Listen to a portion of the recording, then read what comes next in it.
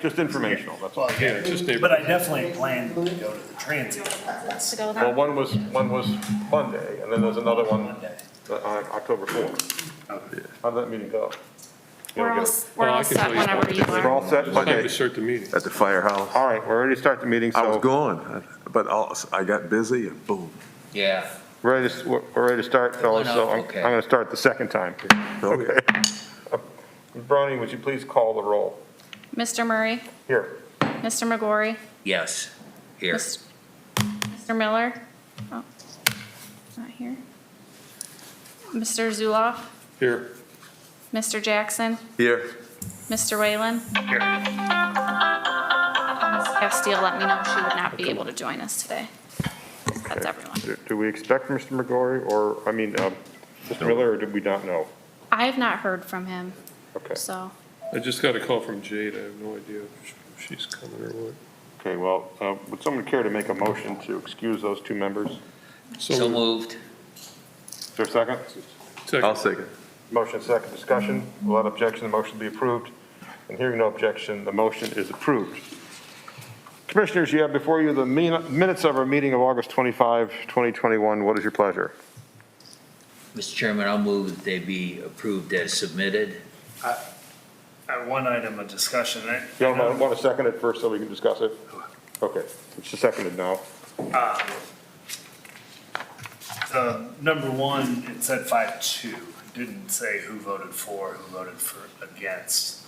Seems like practice has been that it says who voted for and against. And in fact, I generally only speak when I feel absolutely necessary and kind of rely on the voting record to speak for itself. So I would like it to Well, say, that's been a topic of discussion, Mr. Chairman. Mr. Whalen, you're talking about item 2, the AV Lake application? no, the first one. Oh, The very first line on page 2. I got it. 5 for, 2 against. I see where you are. Yes, thank you. That is the practice of the city commission and most other bodies. And so, Ms. Brony, to the extent that you are able to sort out who voted for and against, if you'd make that modification, and then moving forward, if you would observe that practice, that would be appreciated by the sure, commission. no problem. So Mr. Whalen, may I take that as a motion to amend the minutes as such? Yes, Is please. there a second? I'll second. Without any objections? Without objection, the motion will be approved. And hearing no objections, the motion is approved and the minutes are so modified. As the minutes are modified, is there any objection to approving them? Hearing no objection, the motion is approved.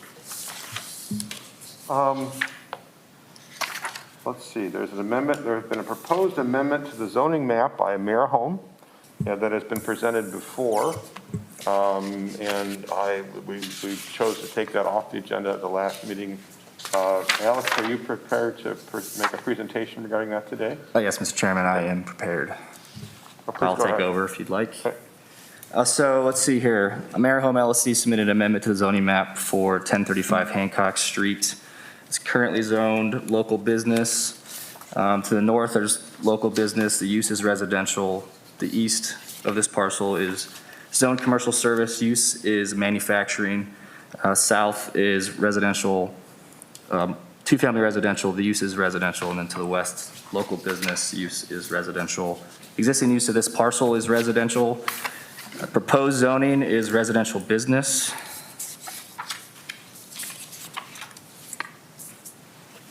So the applicant's proposing to rezone this land as they look to rehabilitate the existing building and turn it into rentable rooms as a transient option is kind of their goal here. Local business does not allow for transient occupancy, which is the current zoning, so residential business does permit it, and that's their goal is to get it rezoned to that.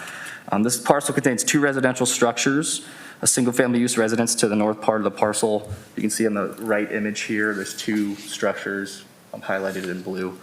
And there's also a multi-level residential unit to the south of that parcel. So the main focus is for transient rental. The building to the south is approximately 4,800 square feet. Both buildings sit on 0.2 acres. The building has 3 floors with 1,600 square foot per room or per unit. And then the applicant currently has 9 off-street parking spaces shared between the two houses.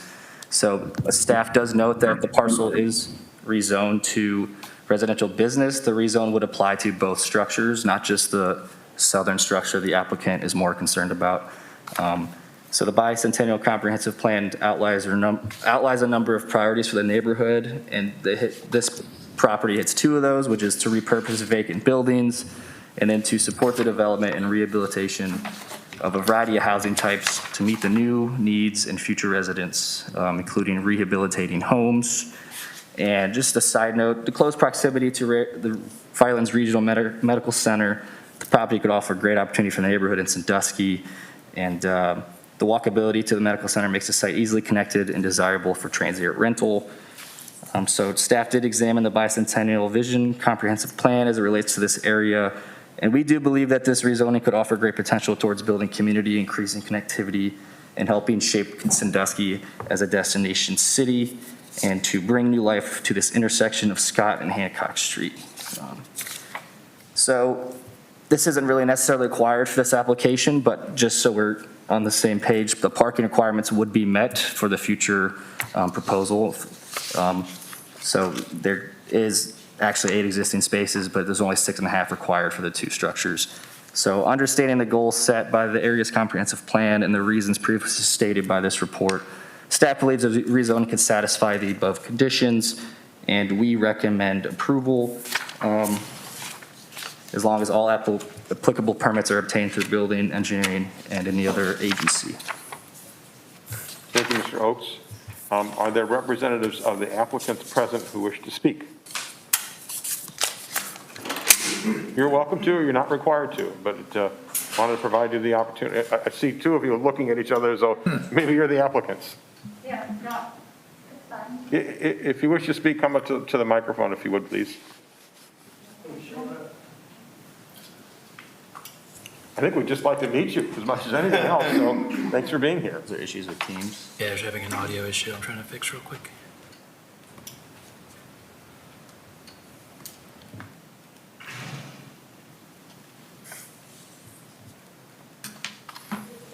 You having a recording issue, Mr. Horstman? Are we having a recording issue? It's a audio microphone issue that's going through the digital feed. I think I Okay. fixed it though. Okay, sorry. Thank you. All right, thank you. You did, thank you. Oh, hello, Aaron. Oh, Hi, the audio is better now. I was listening to the YouTube instead of the Teams, but now it's all fixed. Okay. Thank you. Welcome, and thanks for being here, and whatever you'd like to say, we'd be happy to hear. Okay. No, for us, I mean, it's one of many projects that we've redone in the city, and it seems ideal, like as we've been trying to rent it out for long-term tenants, it does seem to be more advantageous to rent it out maybe short-term, especially for people in the hospital. There's a lot of residents and people that come in for a couple months, and even traveling nurses, a couple months at a time. And so it seems to be that might be more fitting for the spaces that we have 3 great loft-style apartments in there. And so we're hoping to be able to do that with it. We've already been in contract with Firelands Hospital, and they're very interested in those units. But they would prefer to do like maybe 2 days, 3 days, whenever they have like a nurse coming in or a doctor coming in, surgeon coming in. And, but we've been renting them out for like 30 days to them. So, but they would love to have a little bit more short-term rental for them. But at the same time, we have a lot of property in the area, so we're invested. And we continue to look for more opportunities to rehab some of these buildings in the area. Okay. Questions or comments? I have a question. Mr. McGorry. Through you, Mr. Chairman.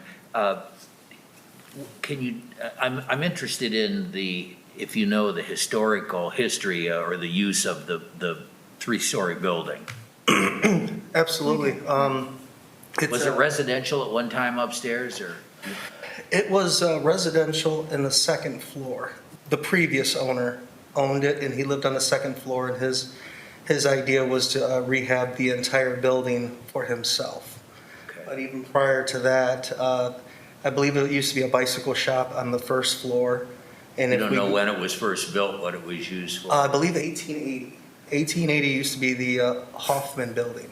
So it was the Hoffman Coal and Milling Company. Okay. So they would distribute coal, and Dan Hoffman was an inventor. He invented, I think, a thimble for sewing that they manufactured there, and also. So perhaps offices on the second floor or something. I believe those were on the first. The offices were on the first floor Okay, there back then, yeah. all right. And what are your intentions for the separate house that's on the property? The house right now on the side is, it was on a one-year lease, and now it's month to month. Okay, And we plan on continuing to do that because it's a single-family home. okay, We just thought the building with the 3 different Sure. units would be a great opportunity to do transient rental, I understand. which we, would like to have that in plan down the road. But as of right now, we're doing one-year leases, and then they automatically go month to month. But Okay. we would love to do some transient rental there. Thank you. Additional questions? Mr. Zuloff. Mr. Chairman, just to clarify, so residential business does permit transient, does residential business permit long-term rental? That's correct, yeah. Yeah, that's what I thought. Okay, so this way, the property would have the option of either. Correct, yep. Good, that's what I was looking for. And what's the state of the interior right now? Because I saw the building probably 15 years ago. It was kind of cool, it had a dumbwaiter in it, I think, so they probably did. It does make sense that they had the offices on the ground floor. It wasn't uncommon back in the day to have manufacturing on multi-floors and just move stuff up and down. So they could well have been manufacturing on the second and third floor. But what's the state now of is it gutted or? No, it's completely finished. It's completely. All 3 100%. floors? All 3 floors, Very yep, good. and they're all rented. And how many, I think you had floor plans in here someplace, so. Yeah, Very if good. you're, I guess we have taken some photos and put them on apartments.com. Yeah, where did I see floor plans in this one? You did. Yes, there's that. That's what I thought. I found it odd that one of the bedrooms appeared to have no doors. Be that as it may. Could have just Okay, been left off the, thank you. It's the room that it's an escape room or you can check out anytime you want, but you can never leave. Okay. That's the Roach Motel, that's different. Okay. All right. Additional questions or comments?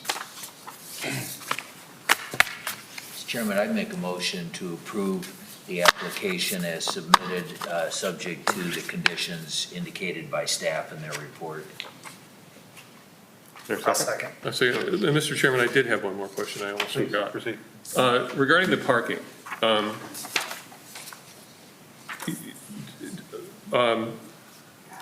Aaron,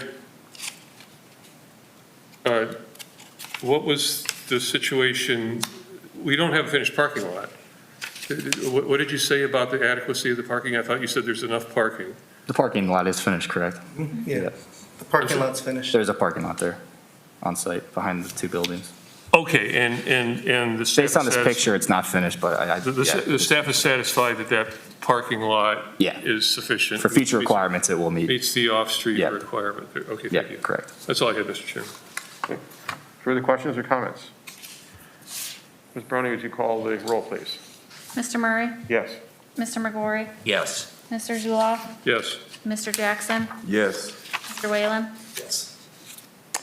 That plan, or that application passes, and so that you understand, I think you probably already do, that then goes to the city commission, correct, for their approval as well. Correct. And I don't think there will be any problem, and I want to thank you today for your past investment in the city and all the efforts that you're making, and look forward to what you two decide to do next. You seem to have some interesting plans, so good luck to you. thank you. Thank you.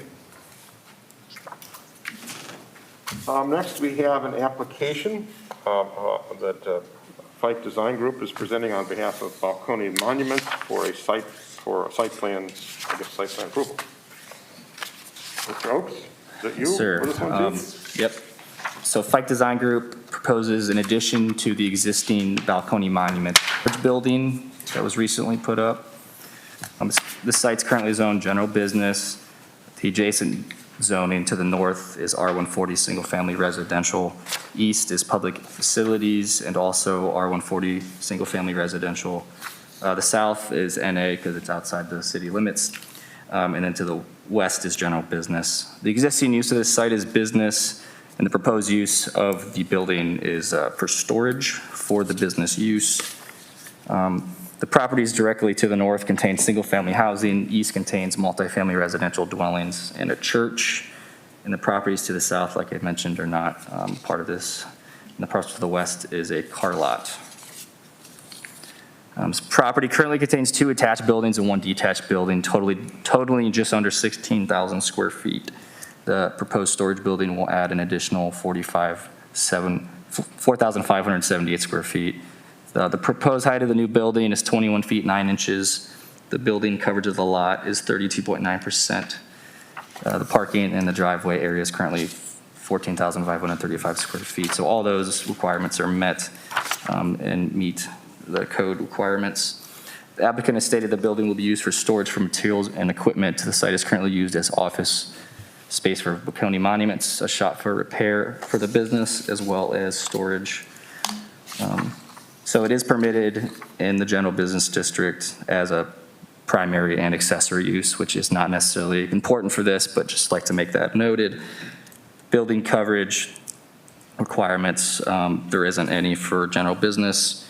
The setback requirements are all met. The side's 12 feet, the back's 20 feet. Like I mentioned, the height requirements met with a 35-foot maximum. This building is only 21 feet 9 inches. And so the parking requirements, according to the requirements, the storage machine shops must provide 1 space per 650 square feet. The site currently has 15 off-street parking spaces, and staff does note that the proposed new building would add 7 more required spaces, bringing the total requirements to 22 spaces.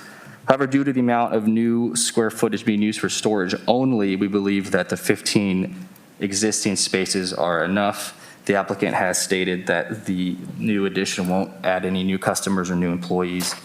So the parking spaces required by code for the first storage building was waived by the Planning Commission in the July meeting of 2019, which has allowed only the 15 that are existing.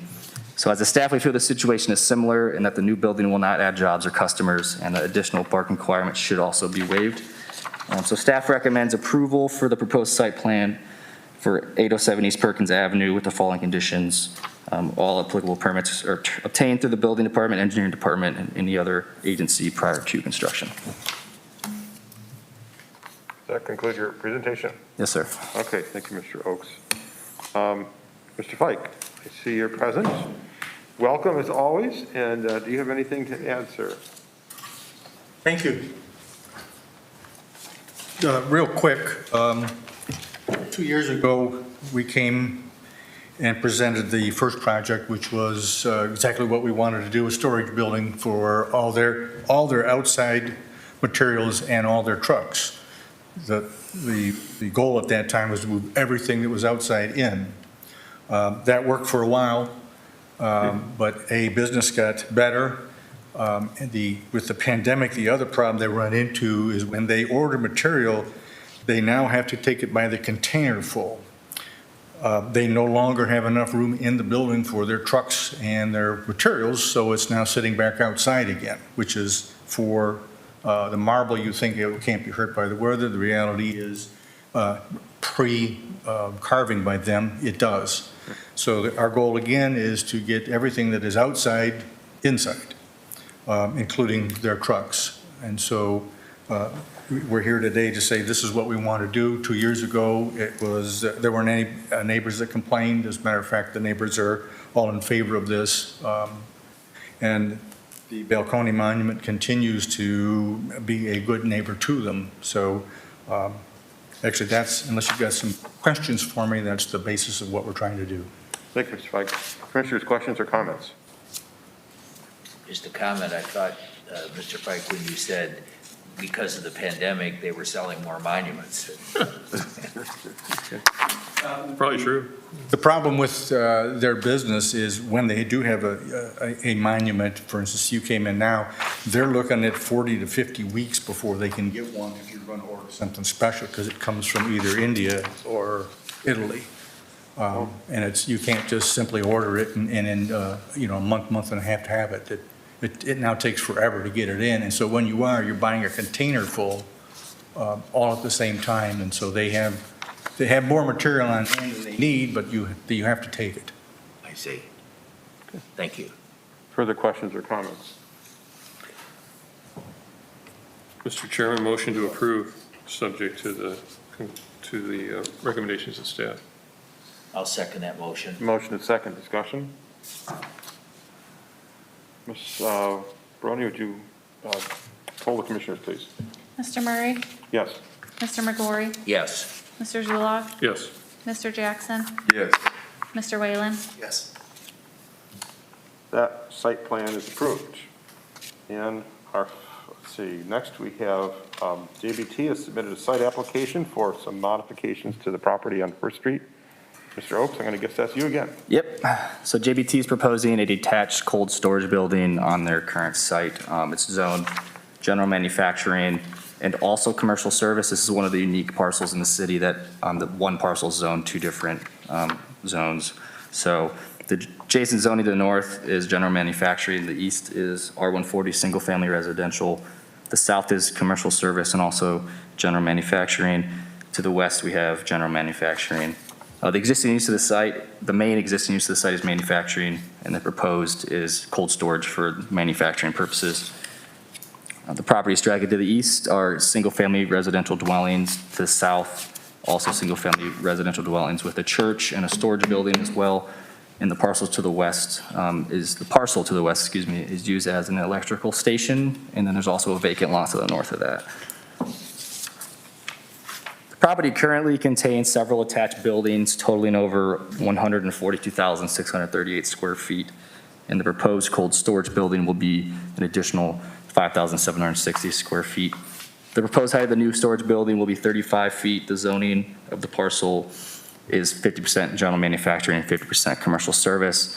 So since the structure is going to be in both zones, it must comply with both zoning standards.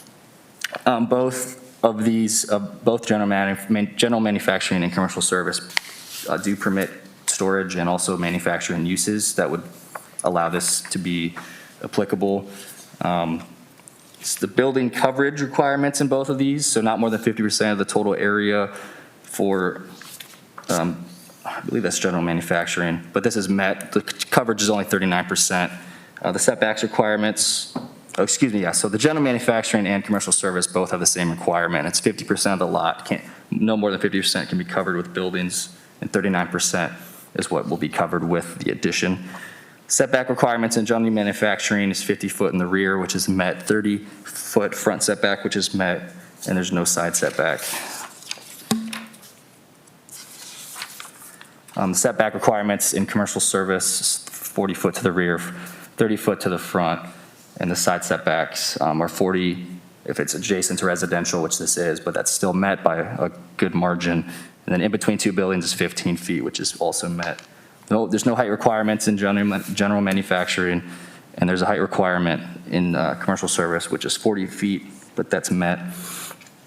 As far as parking is concerned, the total required is 233 spaces, even with the addition, and then the existing parking lots was estimated at 272 roughly. So based on these estimates, no further parking would be needed. Yes, so based on this, staff would recommend approval of the proposed site plan with the following conditions: is that all permits are obtained through the building department, engineering department, and any other agency prior to construction. Mr. Chairman, I had a question about the application. Alec, over the years, we kind of morphed from being thorough about parking requirements to saying, don't pave more than you need to. What's your assessment of, so this is uncommon in that there's already plenty of parking for the square footage. How much of that are they using? Do you have an opinion as to whether they really even need the parking they have? Are you saying if there's too much already? Is that the question? I'm sorry. Well, do they have more than they need right now? So are we happy that this, do you think, in your opinion, do they have plenty of parking, more than enough for their use? Never mind the ordinance. Yeah. There's a surplus of parking there now. In my opinion, yes. And Very good. if the applicant's here, they could answer that further if there is an adequate need with this addition. But from my perspective, I would say that they have more than enough parking. I'm happy that our more recent practices of not requiring more parking than the applicant thinks they need, provided there's room for more parking for future use, seems to be bearing out to be a good practice. So just getting a little. You know, I think that's a good point for future reference. I mean, you know, we're watching the use of vehicles change significantly with younger generations. You know, it's only a matter of time before most of us are using ride-sharing services as opposed to owning cars, which will be about as outdated as owning your own telephone wires and electrical wires. You wouldn't do that either. Plus more runoff is bad. Plus more runoff is bad. And so, I mean, I think that we need to be, maybe not during our lifetimes, but during your lifetime, Mr. Oakes, you will be looking at shrinking the parking requirements, and you'll be looking at forbidding excessive parking. That's not where we are today. And I'm sorry to use JBT as a launch pad for this discussion, because we love JBT, great employer in the city. We're not trying to knock them. We're just trying to have a larger discussion about another issue. Well, and no doubt JBT was required to put that much parking up at some point. So this isn't about any particular applicant. It's just the general principle that we want clean water and we don't want excessive impermeable surfaces. And so I'm happy that we're not requiring more parking here. And the stormwater fees that we are collecting now and in the future are based upon the amount of impervious surface. Sure. Both parking lot and roofs. And that provides its own incentive to, you know, kind of minimize that with time. So further discussion on the application as opposed to the many issues that Mr. Zuloff and I would like to discuss all night. Chairman, just a question which may not be totally relevant to the application, but when you were referred to cold storage, is this refrigerated storage or just unheated? I believe, based on the application, it's cold storage. They made it sound like that it's part of the process of the creation of metal or whatever product they're making. And the applicant's here, I believe, if you would like to come up and specify. Please. I thought you were mixing up cold storage with the Balcony Monument. Yeah. No, I'm off that. It's simply an unheated space. We're going to pass this anyway, just like your. Okay, thanks for the correction on that. It's just a building that it's actually going to increase the amount of parking spaces that we have because we store so much of our stainless steel outside in our parking lot. We're going to be able to now consolidate it, put outside racking up that's going to be covered and protected from the elements. And as Mr. Fike had said, we're bringing more product in faster from overseas. Our customers are asking us to store products longer, so the added footprint, but we're actually going to add more parking spaces as part of it. By product, what do you mean by, I'm sorry. Ms. Brony, I just want to make sure you know the name of the speaker for your minutes. I do not. I was just Sir, going to could you ask that. identify yourself, please? I'm sorry. First name's Ray, R-A-Y. Last name is Chappell, C-H-A-P-P-E-L-L. Thank you. Mr. Zuloff. Yes, so you're storing metals, material, or are you storing food or? No food. We manufacture equipment to. Oh, yeah, I'm familiar with, yeah, it's a cool story. I mean, you're you know, a noteworthy manufacturer here in Sandusky. We've got more than people realize. But raw materials, cold storage, but work in process, finished goods. It's not actually food though, no. Why do you need it? It's unheated, It's not just cold. unheated. Yeah, we've labeled it. It's not cold. refrigerated. Not refrigerated. That's what I didn't know. What happens is, you can see in some of the photos, the products to the right there are actually finished good or work in process. And when it snows and we're trying to then locate those under the snow, it becomes very difficult. So we've just kind of named it cold storage. Thank you. but in August it would be hot storage. Marinas call it unheated. Clarify that. Further questions of the applicant or staff or comments? One other, how's the stainless steel supply these days? You don't use much of that, I know, but. Ray's the guy you need to talk to. The supply dwindling. Really, it's getting worse? It's getting worse, yes. It'll be worse for the next year.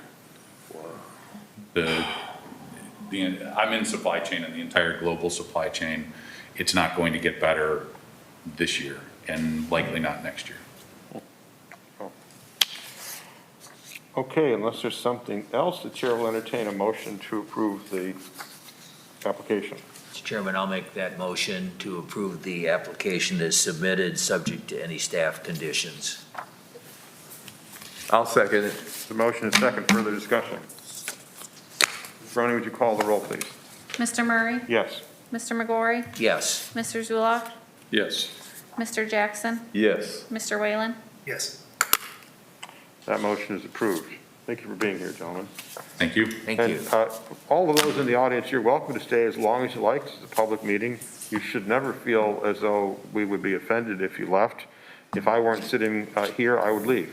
But I have to stay till the end, so that's just how it goes. That's all John needed to hear. That was a question I was going to ask. Ms. because Blair, I said, do you what is have a cold staff storage? update? You know, the refrigerator. Yeah, it could be. I didn't think it was. I thought it was just They don't unheated, have Blair Just here. unheated. She's not here. like I do. at a marina. Yeah. I'm here. They put both an unheated building or they have a heated building. Ms. Blair is doing her George Burns thing. You may remember that movie. The others probably don't. Just piping in here from the corner of the screen. Yes. Sorry, I can't seem to figure out how to get you on their screen here. That's all right. If you can all hear me, then I can Okay. say a few things. Sure. We can hear you. Okay. Well, as you know, we've been doing a ton of community engagement these last September and through October. It's been really great for me since I'm new in this position to get out into the neighborhoods and build relationships with the community. So we've been out talking to a lot of people and having some great conversations. So we're halfway through our series of neighborhood ice cream socials. Those are being held in the parks. Unfortunately, the weather didn't cooperate with us tonight, so we canceled the meeting in Lions Park tonight. But we will be there at 10 a.m. tomorrow, unless the weather is similarly horrible. It looks like it's going to be a little better tomorrow morning at 10 a.m. We'll be in the Garden District at Central Park next Wednesday, and then in the south of Kilbourne neighborhood at JC Park the week after that. And thanks to those of you, the commissioners that have attended those meetings. I've seen a number of you there, and thanks for taking the time to join us. We've also conducted one of the 2 scheduled informal meetings to discuss the potential addition of new transient occupancy overlay districts. So that those are kind of adding to some great conversation. We have a lot of interest and a lot of questions and concerns about transient occupancy in the city. So it's a great opportunity to talk with residents, thanks to Mr. Zuloff and Mr. Whoops. Or Monday evening, excuse me. And we have another meeting scheduled for that on October 4th in the evening. It's at 6:30 p.m. at the Fire Station Classroom on 600 West Market. We also have a survey available that's really high level. We are inviting everyone to take that survey. And you can find that at https://arcg.is/1UQ_T_A. You can also find that on Facebook or reach out to us and we can send you that link. I know it's not a very user-friendly link. The last thing I mentioned is that we had a great conversation with the residents of Cold Creek this week. We presented an overview of that subdivision, and there was just a lot of questions about the neighborhood in general and about the city involvement because we have property for sale in the neighborhood. And thanks to Mr. Zuloff and Mr. Murray who attended that conversation. Again, I really want to thank all the residents and the community members who are taking the time to come to these meetings. It's a really important time for staff to understand where you're coming from and what's going on with the neighborhoods and what your vision is in the future. The conversations really help us strengthen our community and help us make informed decisions. So thanks to everyone who listens in to the YouTubes when we do these meetings and who comes out when we're out in the neighborhoods and out doing public conversations. So that's all I got for tonight, unless you all have questions for me. I do have one. So Mr. Jackson, Mr. Zoloff and I were all present yesterday. I don't know if anybody else was, and so I did listen to that conversation. I had to leave just a little bit earlier, but I kind of caught up with a couple of folks on how it wrapped up, which did seem like it was a good meeting. But I was unable to attend on Monday, and I understand we had a transient rental meeting with the neighborhood on Monday, and just wanted, that's with the Monroe Street area, and I wanted to just get a little feedback on how that went, if someone could tell us about that. Yeah, absolutely. And first off, I'll say that we're going to prepare a summary from everything we heard from that meeting and this meeting to present to you in the October meeting. Okay. But overall, I thought it was a good discussion. There was a lot of back and forth. It seemed like between who was speaking, there was a lot of discussion back and forth about whether transient rental is good for a neighborhood or not, and whether it would be appropriate near Lions Park or not. There was slightly more residents who live in that neighborhood that do not want to see that happen on that neighborhood than residents present who do want to. But as far as overall attendance, it seemed to be about half and half. But again, we'll prepare a summary for you all and present that in October. And so that we get, it would be helpful for us to know how many households received a letter notifying notifying them about the possible changes, and then to just get a sense of what the attendance was like relative to that. I don't think, last night, I don't think there were too many members, too many residents at Cold Creek who were not present, it seemed to me, which was great to get, so we had a really good barometer. I spent 2 days going door to door. Yeah, okay, well, I know about that. I've done a little door to door myself over the years, but I just want to make sure that the feedback that we're getting at these initial meetings is representative. So often it is not, and I think it'd be helpful for the Planning Commission and later the City Commission to understand where folks are. Mr. Chairman? Go ahead. Yeah, so I was present for that meeting, and I just agree that that's important. We're never going to get a scientific sample, and it would be a mistake to get a sense or even begin to think that you have a sense of where the neighborhood stands with such a meeting. What you do get is a variety of perspectives that may cover some issues or bring up some issues that you might not have thought of. And for what it was worth, the attendees were kind of polled informally, and it was about half and half for and against. And in round numbers, it was probably 5 said, yeah, we're against it, and then and they seemed adamant about it. Then there were, I'm going to say, 5 that were quite for it, and I could be off on the numbers. It's just what I saw. I was sitting in the back of the room, but then the question was asked, I think, well, okay, who lives in the neighborhood? And it looked like it was a minority of the people in favor of it lived there. So I thought that was sort of telling. Is it's like one of the things that will be asked is, yeah, but do you live here, right? So, and this was one of the concerns at the time that we passed this legislation. I was there for that. Is there no, and that's there's wording in the ordinance specifying the purpose and the intent, and maybe even getting into the strategy of more or less saying you only do this where it's going to do some good, and you're not supposed to do it where it could be harmful. So my concern was, and my only trepidation with that ordinance, or maybe it was more than a little, is that you're going to be having a constant flow of people saying, I want to do a B&B here at my house, right? And it'll be a never-ending request for the zoning overlay, even when it doesn't make any sense or match the ordinance. And that seems to be what is coming to pass. A lot of cities just don't allow it anywhere. Some cities allow it anywhere. But we're going to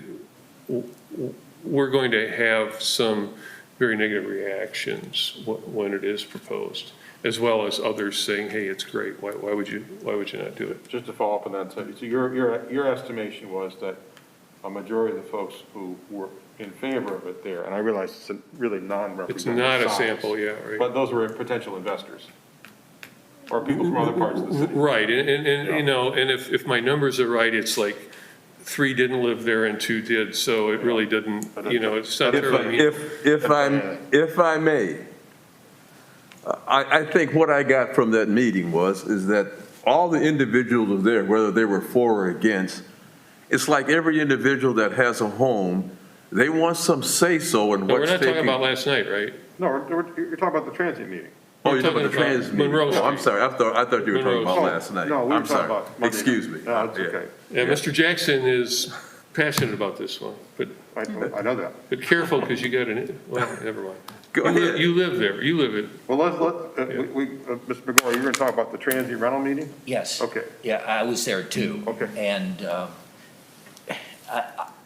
just to play devil's advocate, I think, and I understand certain people who live in the area and feel actually the most vocal negative gentleman, I think he indicated he had like 4 rentals, and I got the impression that they were in that area.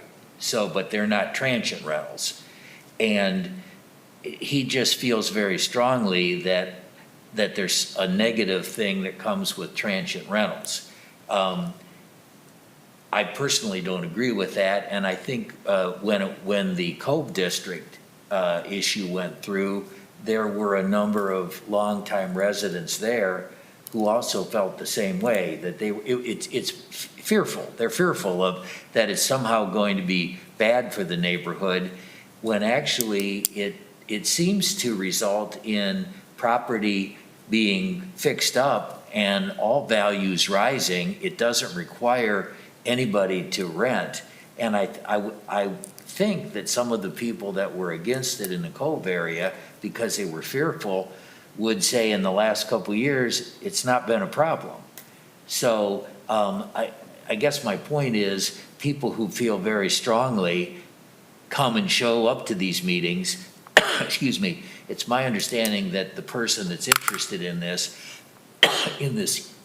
area actually sent out letters to, I want to say like 200 people, and got very few negative comments. But I think people that don't really care one way or the other, which I guess could say, yeah, it's okay with me, don't bother to come to the meeting to discuss it, whereas the people who are adamantly against it, and they have a legitimate reason, I mean, they're entitled to feel that way if they want to. They come and speak very adamantly against it. So I don't know that you're ever going to get a scientific answer. To sum up, I would say democracy is a mess. Yeah. But it's the best option we got. Yeah. And so I think that's, but your points are well made. I want to go back to about the Corso thing on Mill Street there. And I think the biggest problem they had when they had that neighborhood meeting there was that if they would have done a better explanation of what was taking place and diffused the individual residents' fears, it would have helped Corso achieve what he wanted it to achieve. But if they walk away fearful of what that's going to be doing, then, you didn't do your job. Yeah, I completely agree. I think the whole Corso's fiasco was a failure on the part of the church. I lay the blame at the door of the church. The church wanted to sell the building. They had an obligation to go out to their neighbors and say, hey, this is what we want to do. We wouldn't do this if we thought it was bad for you.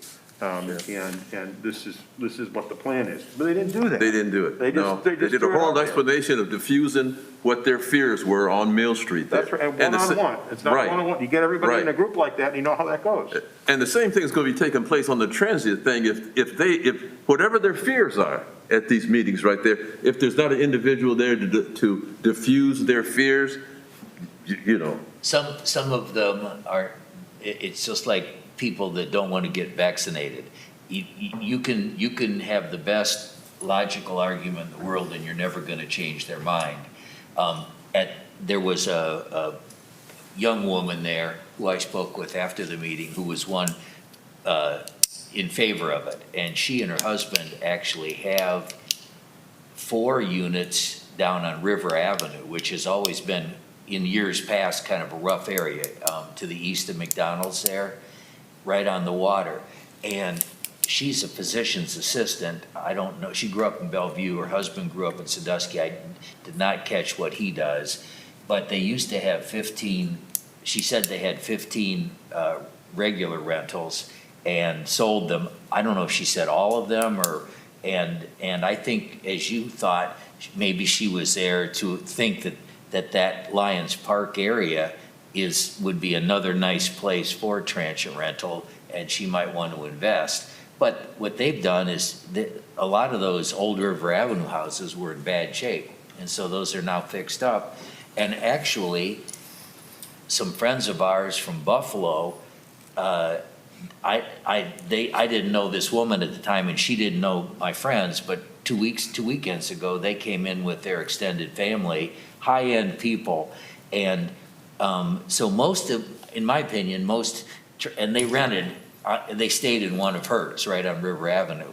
But the one, what I consider legitimate negative that was raised is if people start investing in these houses that are in rough shape and fixing them up, I'm not fearful of the transient rental part of it. I think it's going to be good for the city. I don't think it's going to be harmful to the neighbors. But you may be displacing some low-end, long-term rentals, maybe Section 8 renters that now, so it's in a way, it's gentrification. Now, that's a concern, but is it a bad thing for the city as a whole? I don't know, but that's the one legitimate argument that I will accept as being realistic. And So- go ahead, Mr. Jackson. So you're saying that the long term, if these individuals, there won't be as many rental properties available, if transient comes? The argument is if, let's say, the city allowed it everywhere, I think that would be financially beneficial to the city. I think it would beautify the city. I think that even though there's a lot of neighbors who are thinking that it would be problematic, I don't think it would be problematic because the people come in, they're good families. They're mostly at Cedar Point or the islands or the beach during the day. They come and they stop at a local restaurant. They come home and take a shower and go to bed. But if that starts happening everywhere, if we let that, so these investors are gonna start snapping up, let's say down on Perry Street, or that's near the bay, it's 2 blocks from the bay. Every one of those houses, some of those are not very financially well-to-do tenants. And if they get kicked out because they can't afford it anymore, it's what happened in some Bowery areas of cities. And it's a universal problem. Yeah. And it's not something unique to Sandusky. The country lacks an adequate supply of low-income housing. Mm-hmm. And that's been because of state and national priorities, misplaced priorities. We need to put more money into low-income housing. There's no reason that low-income housing has to be junk housing. But, you know, that's. And if the city can make money off of that, I mean, we're a vacation land. And this young woman that has these 4, that's what she said. These people, they're filling their places up all the time. And even year-round in the winter now. And that's kind of what we want as a city. Now, if the city can make money off of that as a city, then maybe we'll have more money to do something for some low-income housing. So I don't know, have the absolute answer. I just personally believe that neighbors don't have reason to fear the people that come in for a weekend on a transient rental. So, Mr. Chairman. Mr. Zuloff. Yeah, so, I mean, you raise a bunch of valid points, but it would be a mistake to be dismissive of opponents as not understanding or just being afraid. They probably understand better than you think. We're talking about neighborhoods that sometimes where the houses don't need fixing up. There is no perceived need or maybe even any real need to do, whether it's Airbnb or, Vrbo or couch surfing or whatever. The only benefit is to the owner, the renter, that it brings nothing to a strong, stable neighborhood is what the perception is going to be. Cove was a big success. In fact, the improvements that happened in the Cove, some of them at least, if not the majority of them, happened before it was even legal, and nobody complained. Everybody loved it. But I won't say everyone loved it, but certainly there was neighborhood support for it, and the history's a little more complicated because this all came to light because of some illegal uses of transient and short-term and even commercial party rentals on Cedar Point Road, and the defendants there said, well, you're letting them do it in the Cove, right? So that was all part of what brought it to light. The Cove was a great success. We have other places that are probably like that. But be assured that, you have owners that are of modest means and have a large part in many cases of their personal wealth, whatever wealth they have, tied up in their personal residence. And I'm going to be sensitive to that. And, they bought it with a set of rules. They made their decision to buy that house and live there based on a set of rules. And they're going to feel, and I agree that to a certain degree, if you change the rules on them after they own it, you're pulling the rug out from under them. They might not have decided to move there. So that's the counterpoint. And I'm not saying there's anything invalid about the benefits of it, and it is money in the community, and it's bed taxes potentially and everything else. I'm just saying don't make the mistake of underestimating the savvy of the property owners that are opposed. So let me make one point, and then I request of staff, because I think that's well stated, and that is that, without question, it changes the character of a neighborhood. You don't have neighbors anymore. You have houses. And so I think that is, part of the point, Mr. Zuloff, that you're making. But my request to Mr. Oakes and Ms. Blair would be that, look, transient rental has been around long enough now that there must be a fairly well-articulated set of considerations. Because Mr. Zuloff makes a good point. If it's a stable neighborhood, why are we proposing to destabilize it? I don't see a good reason for that. And I agree with Mr. Zuloff. If there are a significant number of people who are opposed to it, I don't see a reason to approve a transient overlay in that circumstance. It is their neighborhood, not ours. And so, but before this issue should come before us, and I assume that it will, and it may come before us yet this year, I think we ought to try to educate this body and ultimately the city commission, if it should go in front of them, about what a well-vetted, objective set of criteria are.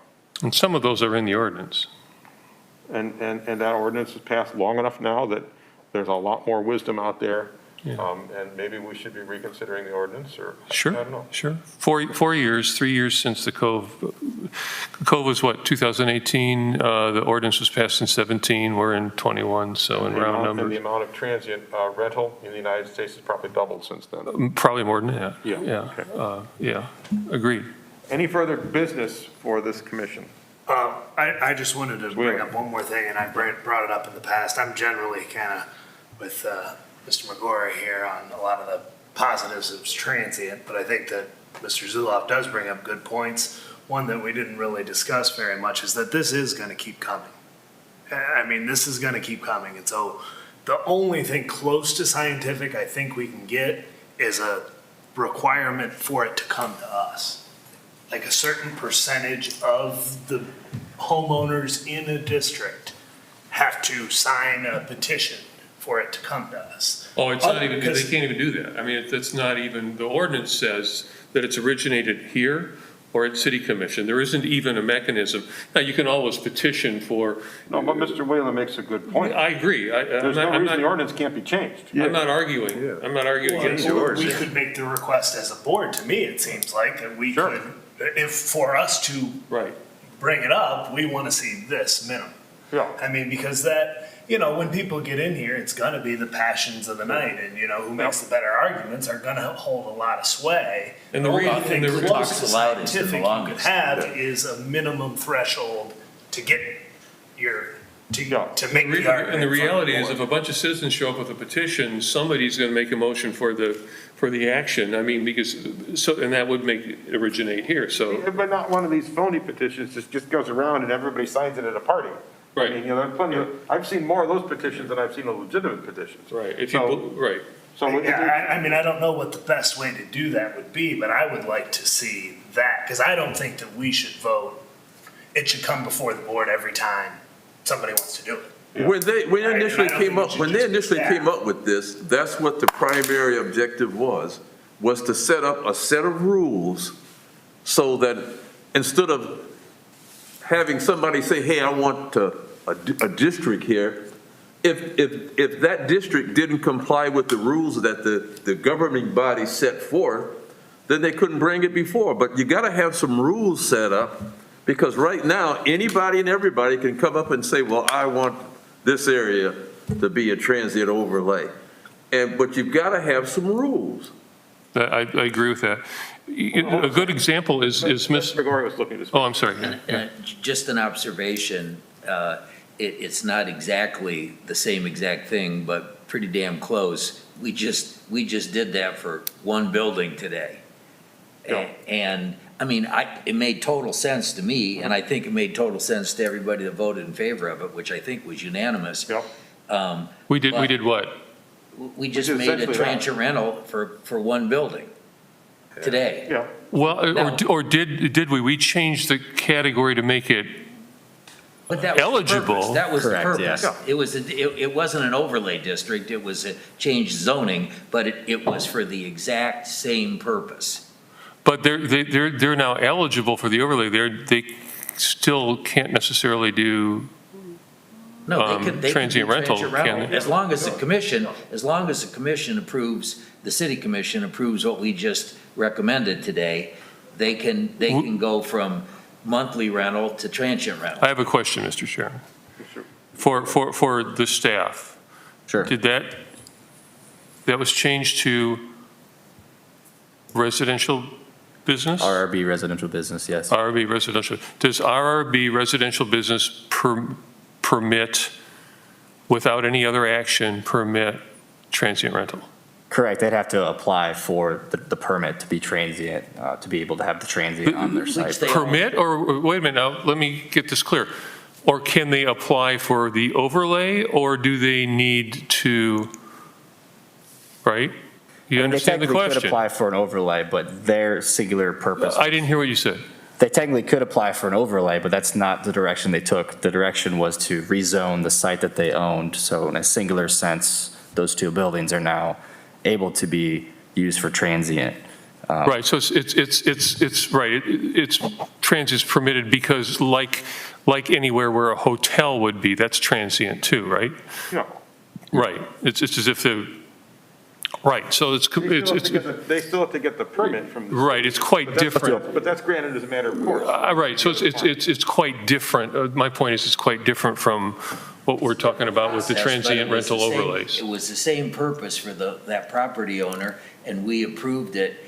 And my point only is that there are some things that may be logical to do, and the real question is, how do you get it done? Right. This was a simpler process for this building, rather than this guy trying to change 4 Yeah. blocks in his neighborhood. But you're not going to take a house in the middle of a neighborhood and change it to residential But business. this was a unique building. Yeah, right, position, right. So, you know. Yeah, we're, it sounds like we're I think disagreeing. There's arguing nothing about to, the number of angels on the head of a pin. that Mr. right, Whalen there's has nothing to something- disagree about here. Right, I I'm just, understand. yeah. But that's the analogy about it, arguing about the number of angels on the head of a pin. Mr. Whalen. I'm not arguing. More clarifying question for you guys. I would thought that, like, anybody could theoretically go to apply to do transit. Technically, they can, but if their zoning doesn't meet I believe It's it's, gonna be harder, right? I believe it's 6 or 7 zones that are permitted. So let's just say R140 is what is zoned. They aren't permitted to be, Never. they won't get a permit. Okay. It's not Yeah, I would not I was approve that under permit. The wrong impression. I thought Yeah. that you could still apply, it just was a lot harder because. On the other hand, we approved, okay, so we knew that it was a good idea, or we felt it was a good idea for, well, just name names, it doesn't matter. So Dan McGookie's project across the street from City Hall. Yeah.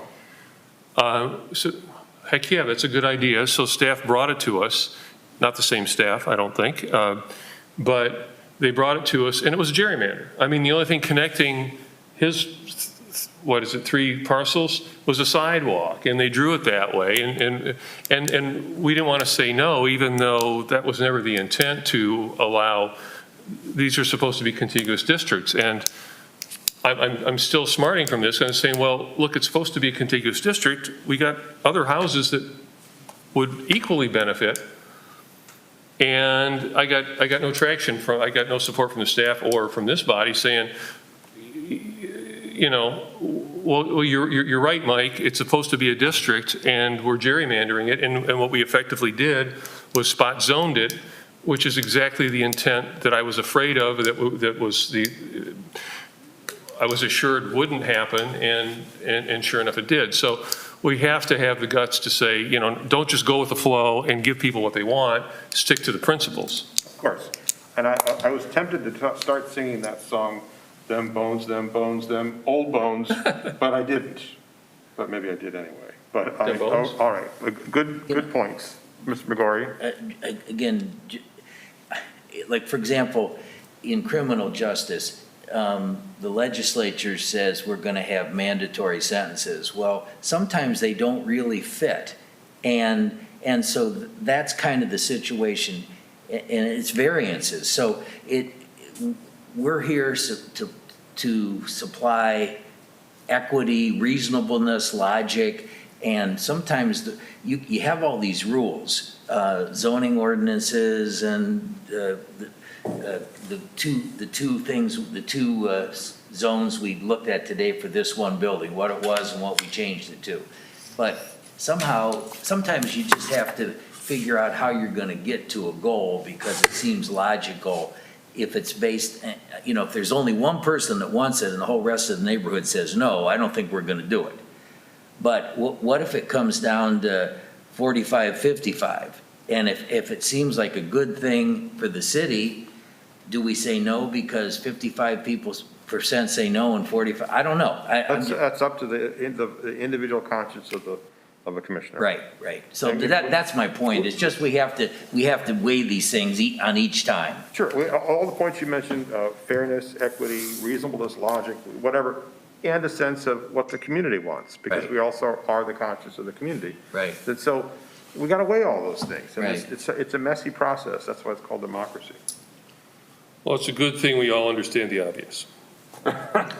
And with that, absent further business, the chair would entertain a motion to adjourn. So moved. You stand adjourned. Good discussion, guys. Good discussion, yes. Since we had a light agenda, Yeah, it was I thought good it was night.